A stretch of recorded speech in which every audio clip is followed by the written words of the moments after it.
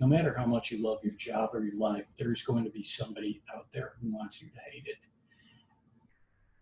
This somebody I refer to as an irate customer or a rude customer. Some of you may refer to them as Karens. That seems to be the trend on the internet these days, and I certainly support it. But whatever you call your troublesome customers, there are lots of different ways to deal with these people and lots of behaviors that you can spot that will help you determine whether or not to engage in such behaviors. Um, at the pizza place, we had a frequent flyer. She earned herself a pretty nasty nickname that I honestly don't believe I can say on YouTube, which shocks the ever loving shit out of me, but that's the way these things work. However, this woman personified the look of caring easily. Um, and she had the unfortunate resemblance of looking just like He-Man. It didn't come to me till the third or fourth time that she came into the restaurant and started reaming us out for completely innocuous things, but she even had the same haircut, and her hair was dyed the same banana yellow as He-Man's hair. She had the same tan, basically the same physique. And she would come in and demand a raft of pizzas for the buffet. Uh, Special orders did not upset us per se, but there comes a point where people are ordering their entire meal and paying a buffet price instead of paying by the individual pizza. But passive aggressive dealing with customers seems to be the name of the game there. So we didn't ask questions. We just grumbled under our breath while we made these damn things because it was always inconvenient, complex pizzas that always had to go out in the middle of a rush. So we had to bodyguard these pizzas. And she expected us to come and tell her when these pizzas landed on the buffet. This led to several misunderstandings wherein I or my colleague, Sam, were put in the position of having to make some kind of bullshit half-assed apology because she seemed to think she was a really important person. And there's where our story begins. So, a feud began long ago between this woman and Sam. Sam wasn't really committed to the feud. He just didn't take a lot of bullshit off anybody, and you can't really blame him. This woman seemed to be a bullshit merchant, if you will, and was constantly complaining and always threatened us. I could have you fired. I need to speak to the manager. And it was always over nothing. The best thing about working at that place is almost nobody else wanted the job, so getting us fired would have been a real trick because, frankly, we were too good to get rid of, and nobody else would have swooped in to save the day. So oftentimes she would try and get us into trouble, and then, we'd make whatever amends that we could and just go back to work knowing there wasn't going to be any real consequence. But she demanded to speak to a manager one night and had the unfortunate timing of finding out that Sam had been promoted to manager. So all of her complaints about him were going to be directed to him, at which point his administrative action was to forgive himself for it and let her go on her way. But there were several notable instances of us getting yelled at for no specifically good reason. Like one time, I had told Sam a joke. We were standing there laughing about it. And she came in and went straight to the manager and demanded to know what we were laughing at and why we were laughing at her, which are two things that did not meet on the XY coordinate plane. So we were told not to laugh while she was in the restaurant, which only made it that much harder to do. Possibly the best story involving her was the night that she came in. And her usual order for the buffet included our beef and half mushroom pizza. So an all beef pizza, mushrooms on half. She came in and sat down, and we'd had another order for a full beef mushroom pizza, which went out to a table. And she must have been watching this damn pizza like a hawk, because she came straight up to us, looked us in the eye, and said, "You gave my pizza away." And of course, we're completely nonplussed, totally behind the eight ball, and had no idea what she was talking about. So it turned into an argument because she liked to argue. No, your pizza just went in the oven. If you're talking about the beef mushroom, we just finished making it. No, the server took my pizza and gave it to somebody else. No, here's the ticket. That pizza belongs to those people. Am I going to have to call a manager over here? Like, lady, I'll go over to the table and show you the pizza and explain to you how it's different, as long as the people trying to eat it don't have a problem with it. And she stood there and argued with us long enough that the actual pizza came out of the oven, and we showed it to her and said, "See, this is it. Going to the buffet. Might want to start trundling your way over there so you can be the first to." I just don't know how to deal with that level of irateness other than passive-aggressive sarcasm, which was recommended to me by somebody whose opinion on that topic I really respect. So that's how we dealt with a lot of her problems.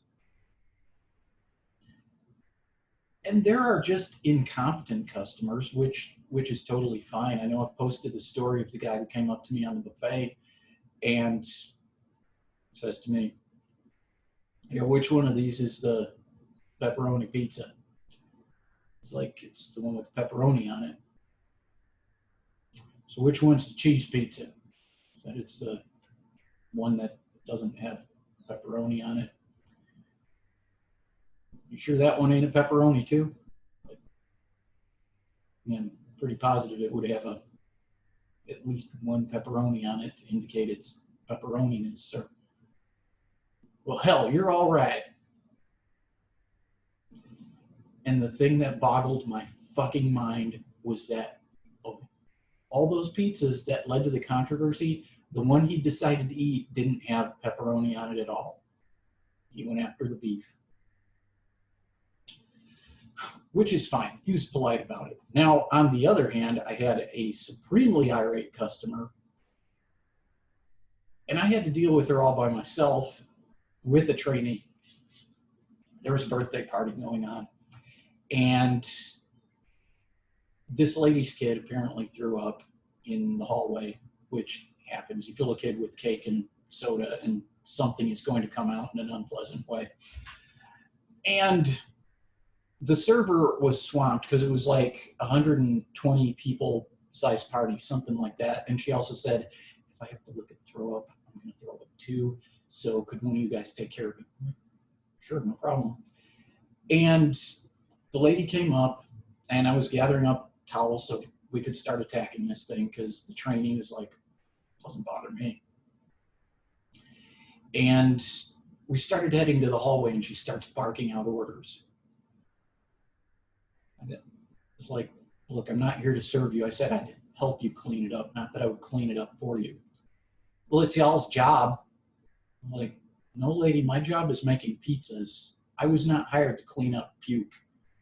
Your kid, your vomit. Here's a towel." "Well, you don't have to be rude." I'm from fucking Chicago. You do not know fucking rude, lady. I kept my mouth shut, though. I was like, "Look, once again, I said I would help. We've all got towels here. We can all pitch in and get this done together. I want to talk to your manager. I came here to have a good time. I am not going to spend another damn dime in this place." "Fine, talk to my manager. I don't care." In the meantime, the trainee is just cleaning up the puke because he doesn't want to make waves. I, on the other hand, have been there long enough and suffered through enough bullshit that I really don't feel like I have anything to lose at this point. And to be perfectly frank, I was not that committed to helping this lady clean up the puke based on how rude she was acting. And so I went back to go make pizza because I had a shit ton of tickets that printed out while I was standing there arguing over this lady's kid and his puke. And she went and cornered my manager, who was standing there basically stone-faced with this grin on her face while this lady is just screaming at her about how rude I was and how many other atrocities I'd committed. Like, I don't know, I'm probably in her mind responsible for 8 hot dogs in a package and 10 buns in the bag and all kinds of shit like that. And she is just giving her down the road. And I just kept making pizza because we were really behind and I didn't have time to be in the middle of it. And this lady just kept pacing back and forth, like speed walking through the restaurant, looking at me, getting other people, pointing at me, saying things. I think at one point she tried to have either her father-in-law or her boyfriend or both of them fight me, which once everything sort of settled down, because she even wanted to speak to the owner, I guess. She knew she had clout somehow. I love how important people think they are when they've got a grievance. Party finally ended. She left. The other people in the party were apologizing for her behavior. 10 minutes later, the boss showed up, and I walked straight up to him and I said, look, had some lady, her kid puked. She started acting real rude about it. I handed her some towels and brusquely told her it wasn't in my job description to clean up for her or after her. And he looked at me and said, well, that would have been a health code violation. You're not supposed to clean that stuff up. It's the responsibility of the customer.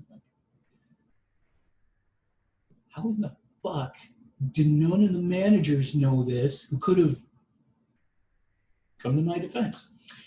In the meantime, this manager who had been cornered comes up to me. She's like, what did you say to her?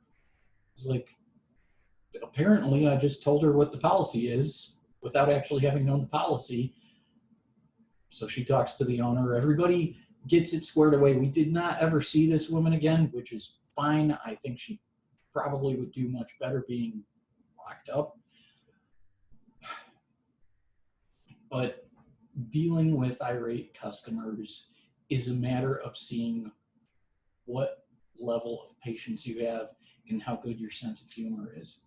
See, the earlier one, the one who looks like He-Man, thought she was really important because she's married to somebody who works in the government, the small town local government here. And I finally had to ask, it's like, how important is she? Is she like married to the mayor? Or somebody said, no, she's married to a jailer. And I was like,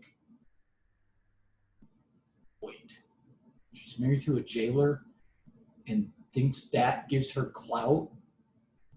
Well, yeah, it's like, slow your roll, guys. My dad used to be a deputy.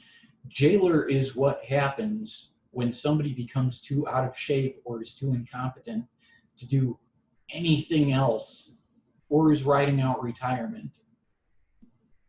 Whatever clout she thinks she has, forget it. I didn't say be disrespectful. I didn't say anything else. But he has so little authority to make anything happen to us. We do not need to kiss her ass. It's just not worth it. So she still comes in. I still completely ignore her when she comes in because that's really the only way not to get into an argument with her. If you don't acknowledge her, she won't argue with you. Now, she did seem to triumphantly come in at one point. She's like, I see your coworker. is no longer here. Like, yeah, he doesn't work Saturdays anymore. He's on Sundays and every other Friday. So, oh, I don't know what she was expecting, but he was not fired.